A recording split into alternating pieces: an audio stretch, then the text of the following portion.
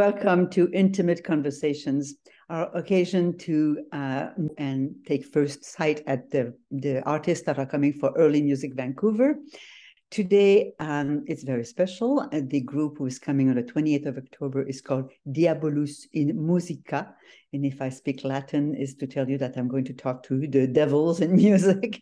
And my guest is tenor Raphael Boulay, who is a member of this group for, I believe, many years.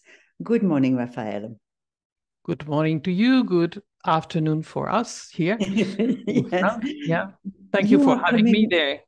Yeah, you are coming for a tour in North America with this group. That how long have you been a member? Because it's already 30 years old, that group. He's 30 years old already, and I'm part of the group since 1996, if I'm not wrong. So it's been a long time. Yeah. And well, of course, I've been working with many other groups because I'm a professional singer, so it's my only job, I think. Yeah. I'm not doing a side job or whatever till now. Well, so far so good since 96. So I've been a singer since 1987, like for 35 years. And in my career, I started with singing in Baroque music groups like La Chapelle Royale, that doesn't exist anymore, conducted by Philippe Herweg. But I was very young. I was 24 at that time. And I've been singing mostly early music and Baroque music in my career, along my career. Because yes, sorry. Just you mentioned early music, and I think we have to say right away that there is early music and there is early music, because Diabolus in Musica, you start very early, the 12th century, and this is a music that is not very known today. Who was doing music in the 12th century? There were jugglers and the composers who were troubadours, and later on, 50 years later, there were the trouvères in the north of France. So France was like separated in two parts with two different languages. The language that is called langue d'oil, oil, was the French of the north of the Loire, La Loire. That's a river that goes across France in the middle of it. And at in the south, it was the language spoken was the Languedoc, actually. So France was separated in two parts. And what in this program, we are exploring the roots of the troubadours' lyrics and the troubadours' compositions and songs, and the poetry, actually. You have a title for your concert that's called A New Spring in the World. Yes. And it seems, according to the historians of the time, that at that moment, there was a big change in the world. There was that title is after the title of a book from an historian. I forgot his name, but that historian said that suddenly flourishes like new poetry, and that poetry in the south of France with the troubadours started at that time. So what we explore in this program is actually how that music and that poetry started to bloom. And we, in a way, we search the roots of that music. And there are like 4 hypotheses for the roots of that music. There's the folk repertoire, the Arabic lyrics in Spanish, in Spain, and Islamic Spain, the medieval poetry in Latin, actually, And what we are like exploring is the hypothesis of liturgical models. So in the manuscripts that are found or were written or made in the monastery of Saint Martial in Limoges are very important because there you can find not only religious usual music like masses or whatever, but you can find like songs for a paraliturgical use, which means not the mass like with the Kyrie Gloria and so on, but some songs that were used in mass and out of the mass. So those songs in Latin mostly are very similar to the way of troubadours were composing the things, their own lyrics and their own music and melodies. Those are like a parallel between two. And some people, some musicologists, think that is like a contamination from that liturgical music to the music of the troubadours. And that's what we are exploring in that program, in this program. Looking at what Diabolus and Musica proposes, what I find interesting is you try to recreate a little bit the social environment, what was happening. I know you have some events where you even have medieval food served and things like that. So you really try to bring to us the spirit of the times. And I suppose you mentioned the word manuscripts. What you have in your hands is not a fully score music. Do you work still with manuscripts? Well, no. The way we work, we usually our artistic director is the one who chooses the pieces, of course, and he's the one who makes the research. I am only an interpreter, and the other ones are only interpreters, even if we read ourselves musicologists articles, of course, because we have to know what we are doing, actually. I forgot already what you asked. Well, I'm trying to see what is your material, because our material, everything actually, everything medieval in medieval music has been already published. Okay. Transcribed and published, and you can find them in the national libraries mostly, because there's been a huge work since the 19th century to search all the music that was available in the manuscripts. But it's always very interesting and accurate as a work to check the manuscripts, because there are always some mistakes, of course, in the translation, well, in the transcriptions of those pieces. That's the main work. There's nothing to discover, actually. Well, maybe there's a manuscript in somewhere that nobody has seen, but there's almost nothing that is not been published and studied. So our artistic director chooses the pieces, then retranscribes them, and he proposes to us. Even if I learned how to read old manuscripts, we all read in modern scores, actually.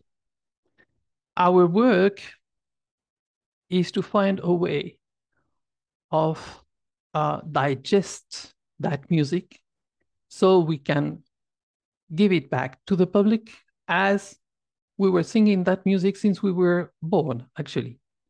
As if it were like lullabies from our mother, you see. That's our main work. So the spirit or the inspiration of those people who composed that music comes through us and is kept by the the people who's listening to us? I'm trying to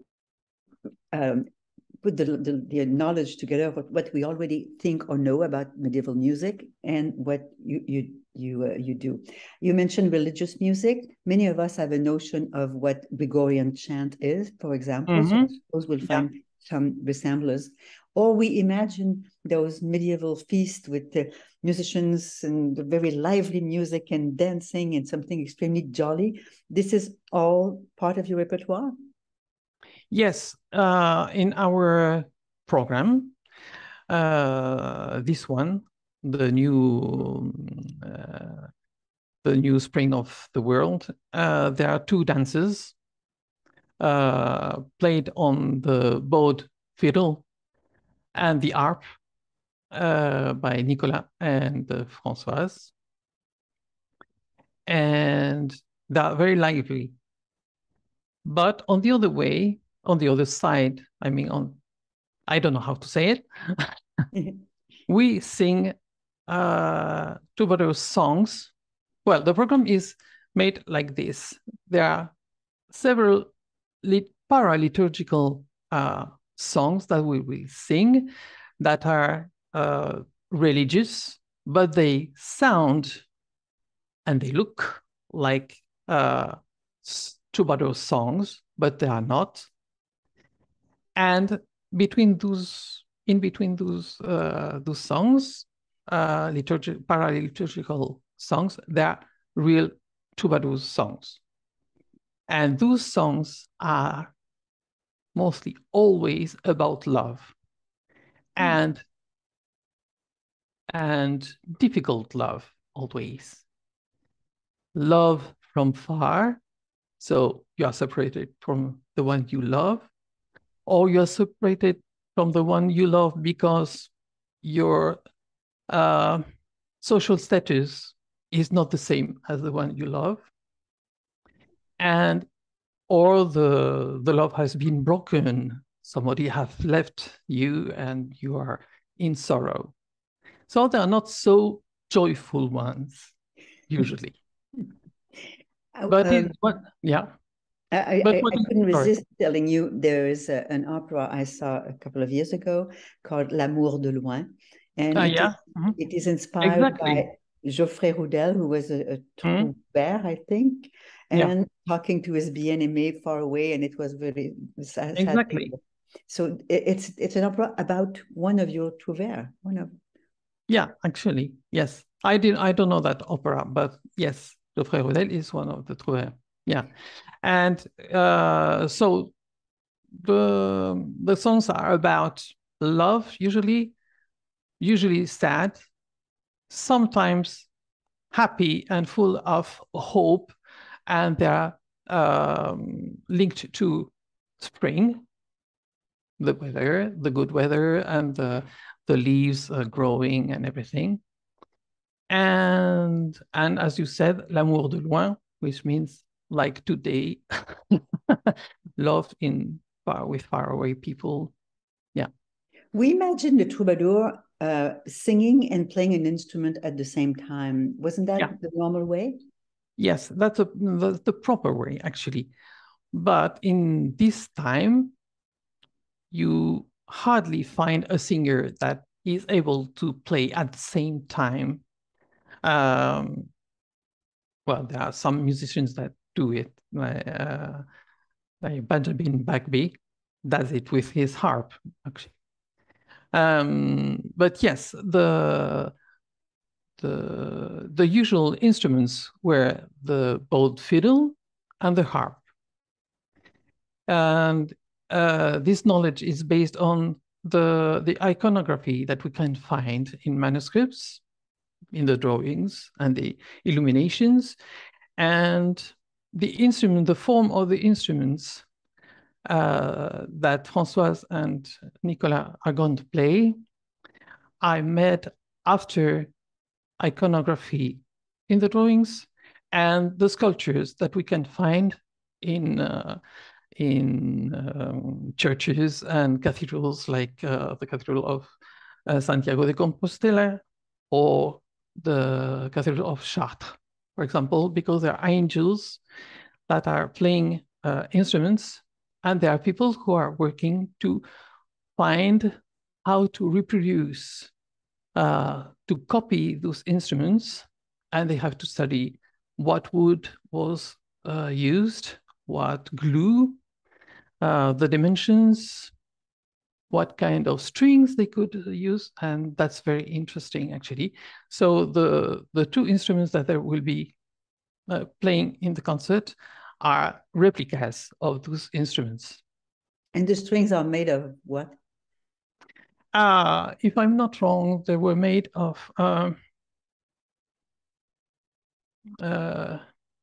like goat or sheep intestines. Mm-hmm.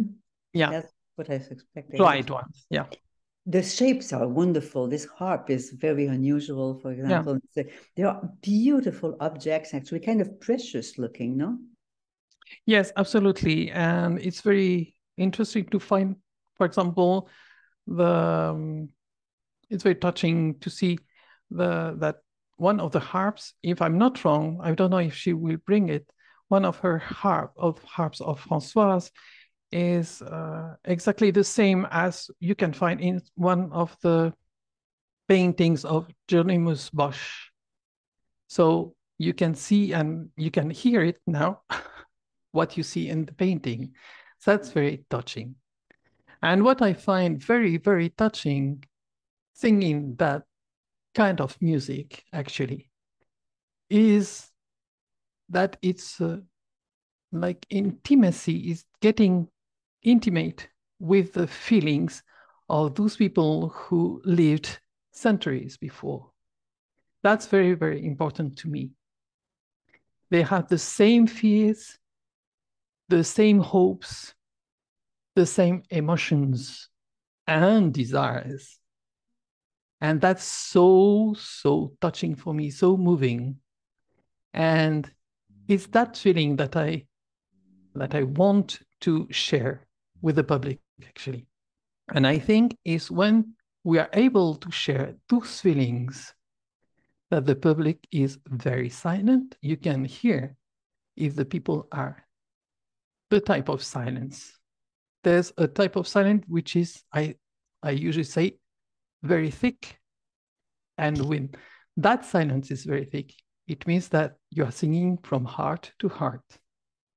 And that's our purpose, actually. The emotions are still there, the same. Exactly. That's wonderful. I think it's interesting to see the distance doesn't make such a difference. You have a new booklet of 4 CDs out to celebrate the 30 years of the group. We have music from the 12th, 13th, 14th, 15th century. Yes. When I think of what happened for us, we are in the 21st century, from 18, 19, 20, 21. Today, when we listen to music for 18th century, we know it's from another time. Is there such a big difference between the 12th and the 15th century music that we have between 18th and now? There are very big stylistic, is that a word? Stylistic differences, yes.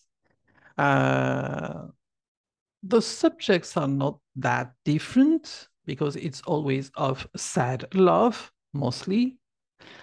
But the forms are very different.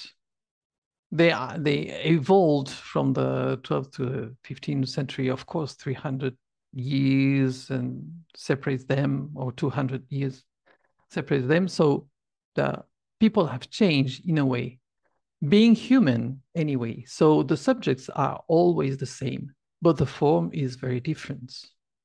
Yeah. I would like to conclude with the title of your group. When I first searched on the internet, I found an American thrash metal group with the same name. Yes, absolutely. This is not. They don't have exactly the same purpose, but yeah, I know them. Yeah. There is also the expression Diabolus in Musica represents an interval in music. That was an interval that you were not supposed to play. Explain to us what it is. It's I don't know the word in English. It's a fifth. A fifth. It's an interval. Well, actually, it's an interval which is supposed to be unbearable And that's just like I'm not sure in the, for example,